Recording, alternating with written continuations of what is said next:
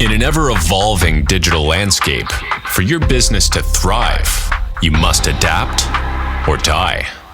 Welcome to Marketing in the Age of AI, the podcast helping you harness the power of AI and marketing tools to revitalize and grow your business.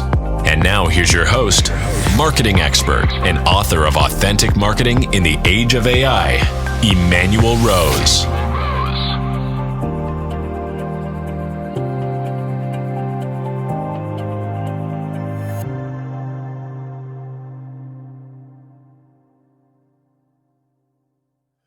Well, hello and welcome to Marketing in the Age of AI. It's a lucky day. I get to talk with Christoph Trappe, who is a very experienced journalist and podcaster and hacker of AI tools. So, Christoph, welcome to the show today, and please give us an introduction. It's been a while that somebody called me a hacker, but appreciate it. The sentiment certainly is right. You find ways to get stuff done and be more productive and produce content that's more effective and more efficient. So yeah, I'm a growth marketer, content marketer. Work for GrowGetter.io, a growth marketing firm in the market research space. I have the business storytelling show as well, which you were a guest on. So I really appreciate you coming on that a while back. And ChristophTrappe.com is my blog. And, I help companies tell better stories, make sure they're doing that as effectively and efficiently. I just mentioned this the other day somewhere. People talk about, like, get rid of writers. AI can do it, blah, blah, blah. And I can do a lot of things, but it can't write stuff from scratch. It can't tell my story, right, from my perspective. It can help me make it better. It can help me hack it up, all those different things. But at the end of the day, you have to kind of make sure what you're doing makes sense and actually helps you stand out. So that's kind of what I focused on. My background is in journalism. Officially, I haven't been in journalism for quite a while, but a lot of the same techniques and skills still apply. Yeah, and I think it's true what you're saying, that the AI is not going to replace the human because of what we bring in terms of that spark. I really like this idea that AI is going to help with SEO because it's bots writing for bots. Like that seems like a pretty good use. No, you don't agree with that? Well, not the way most people use it, because what most people do is they go to whatever tool and they say, write me an article on whatever topic. And that topic now might be written with SEO best practices in mind. But at the end of the day, you have to remember SEO, the search engines, yes, they're bots, but they're not actually trying to help bots. They're trying to help people, right? So there has to be a human aspect in there. And I think all these AI written content pieces, they're just not getting there. They're pretty lame. I'll give you an example. When I send out a question, I think I can say this, a question to people applying for a job. And there was one question. I could tell who used AI and who didn't, because the people that used AI, it was literally the same. Even the people that edited it down, because it was like the same software that was mentioned in the same way, in the same order. So you're not going to stand out that way. Now, however, going with your sentiment a little bit there, is your sentiment was that, they're writing for machines. So if you have good source content, right, like this interview, like you're interviewing me, we're talking, blah, blah, blah, that's the source content. Can I take that source content, put it through AI, and AI optimizes it for search? That is probably a more likely scenario, and maybe that's what you were talking about. But so that might work. Yep. No, I love that. I love that, and I think the source content is one of the things that people really miss the boat on, and that's what I love. Is I've taken all my books, I've put them into Avia.ai, and now I ask Claude to speak like me based on that source content, and the generation of things. It's still, I'd call it a C plus, but it's at least it's starting content for me, and then I can go in and clean it up and make it better. Yeah, the whole thing. I mean, you certainly have a voice. I have a voice, but a lot of times people talk about, well, I want it to sound like me, and I'm like, you don't have a voice. Like, your writing is just like it's pretty neutral, or it's pretty stiff. Do you know what I mean? Or like, or you don't even. So the whole thing of like people's voice, for the most part, first we have to come up with a voice, right? Like we have to know what it is. So yeah.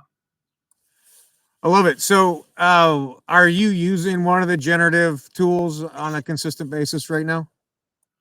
So I use what I use very regularly. In fact, today I've used already Claude.ai. I've used Opus Clips. I used Otter.ai. I haven't dived in there or whatever too much today on Otter, but so I've been in those tools. I have used the WordPress AI tool today as well. So I think that's maybe that's Yoast. I don't actually know which one that is, but it's on the back end of WordPress, right? It gives you ideas for like meta descriptions and SEO title tags and those kind of things. I think those might be the main one, but that's without even like we're not even halfway through the day, right? 5 tools or whatever, right there, just like that. So yeah, definitely. I use these. I use them all the time. They help, no doubt. And what do you think? How much time do you think it's saving you right now in your personal marketing? So it's interesting because I'm not sure it saves any time, but what it does, well, I guess you can look at it that way. It saves time because you can do more, you can do different things, right? So, for example, now I'm looking at, oh, okay, I could write this thing, and back in the day, that would have been my week, and now it might be my 2 days. So you do make up some time on other sides of the coin, right? So like the Opus Clips editing video clips, it's way quicker than I've ever edited anything, right? You basically edit text and then the text updates the video. I mean, that's basically how it works. It's like editing text as opposed to editing video. Um, but I wouldn't have been able to do that previously, right? Like that's not my skill set. It would have taken forever. But you still have to do it. So there's still time you have to spend. There's still time you have to clean up things. When it comes to writing, you have to edit. So at the end of the day, um, you just have to figure out what's your strength, what's not your strength. My favorite example, I think, still is City Lamine on Inside Full Inspiration with Isabel Landreville. He said, if you have never done research before and now you do research with AI, how do you know it's good? You don't even know what good AI, you don't even know what good research looks like, right? And so my point is, if you don't know what good writing looks like, you think crappy AI writing is good writing, right? So like you have to still know how to look at it, spend the time, edit it. And I'm telling you, editing might be easier than writing, but it's still a skill that people have to learn. Yeah, I agree with you. Yeah, I like what you're saying. It's a lever to do more, and especially for us who are, as part of small teams, where we're able to generate a content calendar and take a quarter of the ideas that we would have never thought of before, and push those out, or reference already written works, or Opus Clips, which is amazing, right? It takes these big long videos and it shortens them down. Still, there's work to be done, like you're talking about. It starts it on my bald head looking down instead of on a full face or something. So it still takes the human intervention in order to make it publishable work. Um, Yep. but I think it's a fascinating time, and we're fortunate to have these new tools. Um, why don't you talk a little bit for me about what you're doing as far as prompt writing and what your prompt writing secrets are? So I do actually have a number of prompts that I usually use in a lot of different pieces of content. Like, so for example, if I have a podcast interview, so I'm doing some shows, even with your show, of course, I would just put it into Otter, then put it to Claude, and I just say, hey, what are some articles I could write based on this content? And then it gives me some ideas. And then I go in and then I will actually go figure out if there's any search volume, if there's anything I've written about that topic already. I might combine it with something else. So it always depends. But then if I have, let's play with this example. I have a podcast episode with some new content for an article I already have, but I totally forgot about that article. So I'm going in, I'm finding that article that I already have, or a podcast episode or whatever. I might combine the two episodes, right? I say, based on these two episodes, please, go ahead and give me a draft. Now, then I interrogate it, like, how, oh, is this correct? Did Christoph really do this? Is this what he said? Nope. AI does make up a lot of crap, to be honest. So you do have to pay attention to that. But I think it's a really good starter, just like as an outline, as validating keywords, validating those kind of things. I hit and miss on social. Like sometimes, I'll say something like, write me an engaging LinkedIn post. The opening sentence should be kind of clickbaity, right? Because people only see it, blah, blah, blah, sentence case. So you have to be very, very specific. I'll give you an example, actually. I was brainstorming some tagline ideas. So one person went into ChatGPT, I think, and they said, well, how about I need a tagline for this? And they did it one time. And I did it like I started in Claude and I like kept talking and talking. I was like, how about this? How about this? Yeah, no. Too lighthearted, too snappy, too this, too, you know what I mean? Like you just keep talking. And so you're brainstorming, except you're not brainstorming with another person, you're brainstorming with basically a machine. And at some point I got something that was actually used, that actually made it to market. And it took, I don't know, 15 prompts, definitely more than one. Yeah, that perseverance, right, to get through, and again, it's the human spark that's driving the tool versus just the tool spitting it out and not having to do any work about it. Yeah. Yep. Exactly. Well, that's cool. Do you have any other ways that you are prompt engineering that on a consistent basis? I think those are the main ones. Sometimes what I do is when, especially like, let's stay with the example I just mentioned. If let's say I have a bunch of articles, or let's say I want to analyze, maybe let's go with this example. I want to analyze what the other high ranking articles are ranking for, right? So I will actually take my article and I'll put it in and I'll say, hey, this is my article. Now let's look at these 5 other articles that are ranking pretty high. What are they covering that I'm not covering? And then sometimes, it tells you, well, this is one thing, this is another thing, blah, blah, blah. And I have to decide whether or not I want to add it, whether or not it makes sense to add into my article. Or I don't just want to respin what they're doing, but if I have something to say about that topic, if I have a unique perspective, I might add it, right? So I think that's a very easy way to analyze like a lot of content really, really quickly.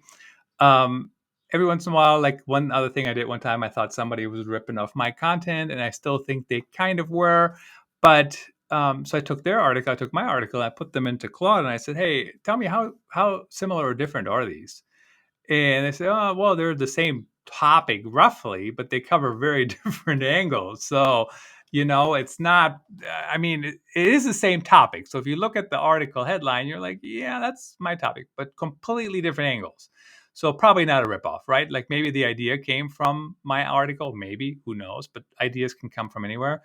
And so I do that. I like to do that quite often as well. Look at different things, get ideas. Sometimes update content, those kind of things. Yeah, I love that as the comparative for that. I'm curious how you ended up because I'm sure you tested the other services besides Claude. So how did you end up on Claude? Like what drew you to that service?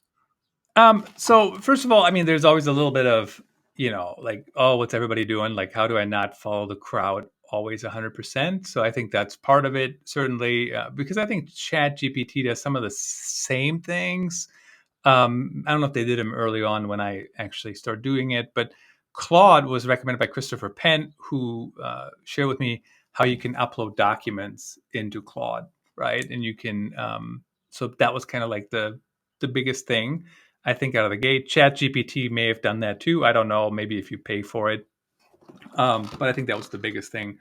And now it just works fine. I think it's a good tool. And, once you have an incumbent, it's always hard for other companies to come back in there, right? I mean, I was just thinking about, Grammarly, didn't even think about Grammarly. So I've been using Grammarly all day long, like 80,000 words a week or something go through there.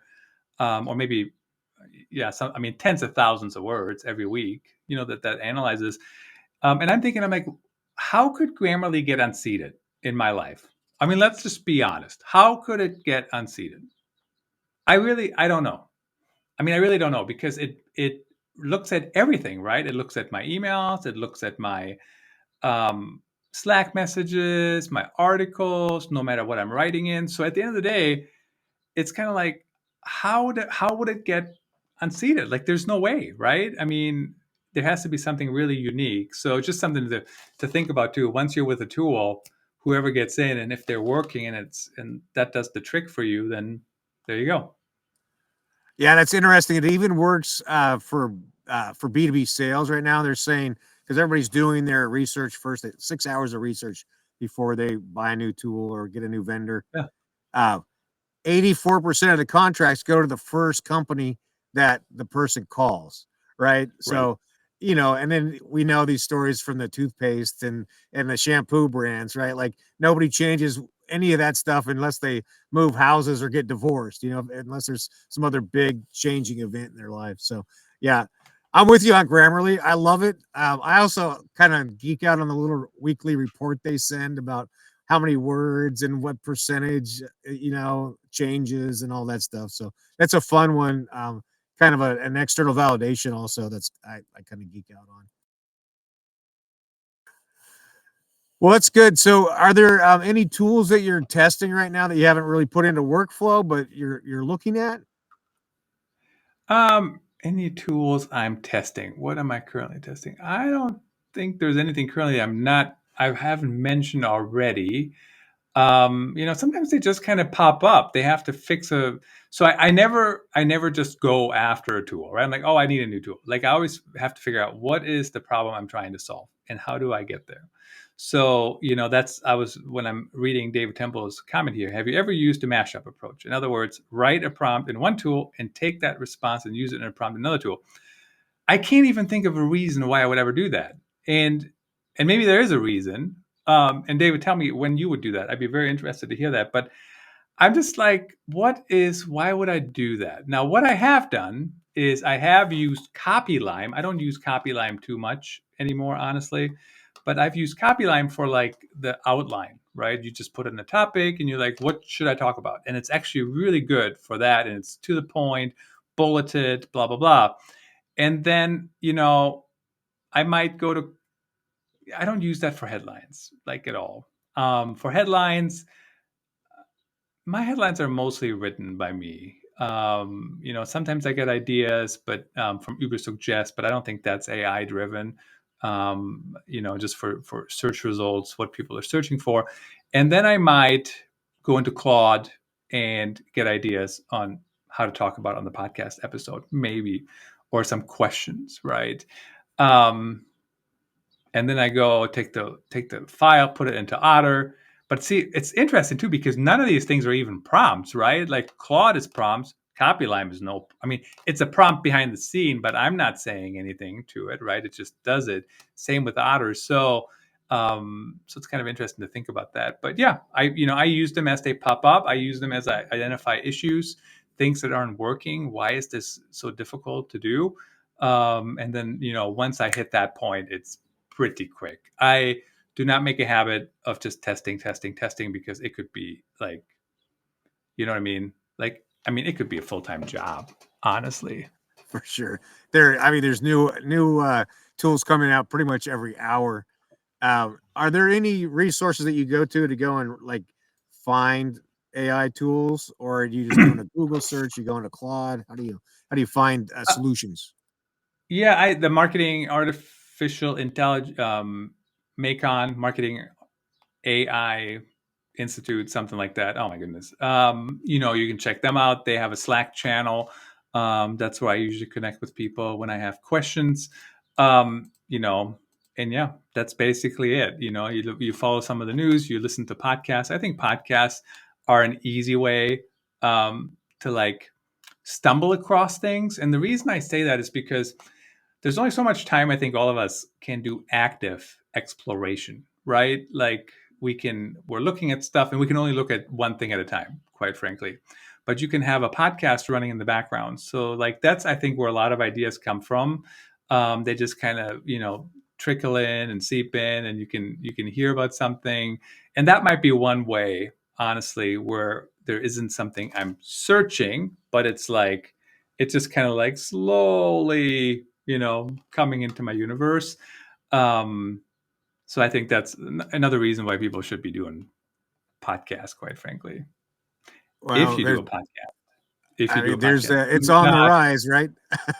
it is on the rise, but do not just be real. I mean, now you can have synthetic versions of yourself, right? I mean, crazy if you think about it. You can clone your voice. It doesn't sound horrible.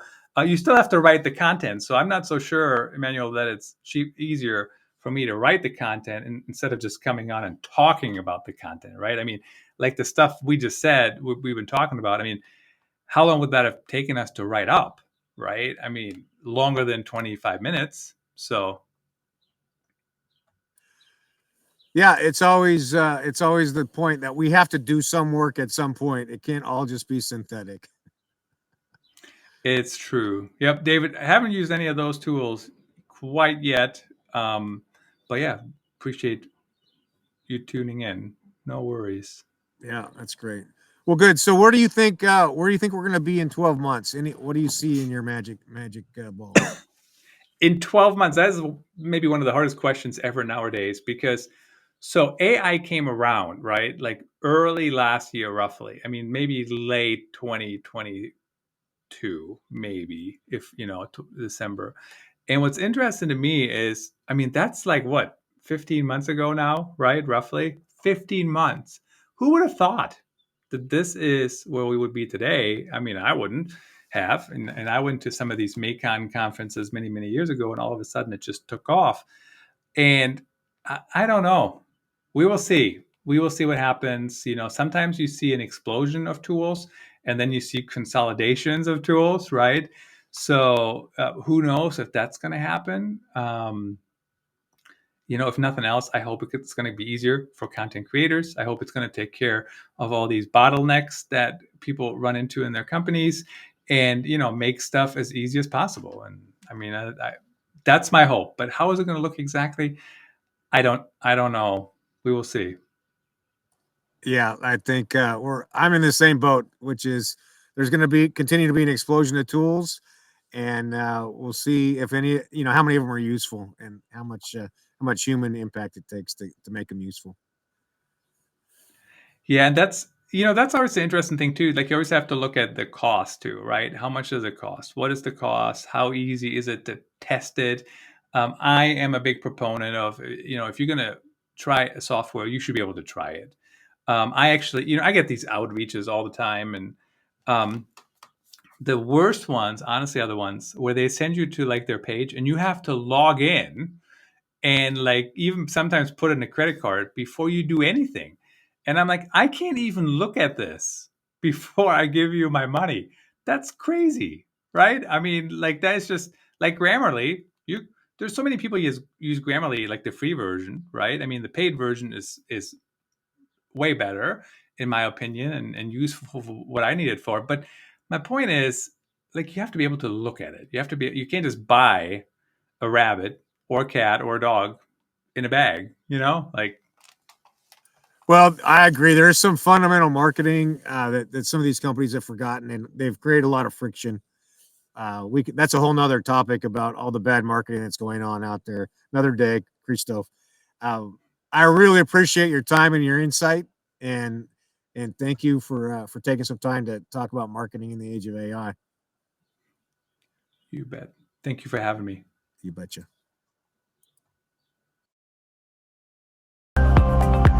Thanks for listening to Marketing in the Age of AI. Be sure to subscribe wherever you heard this podcast so you never miss a future episode. Your copy of Authentic Marketing in the Age of AI is available at Amazon.com or EmanuelRose.com. You can also connect with Emanuel on LinkedIn. Thanks again for listening, and we'll see you next time.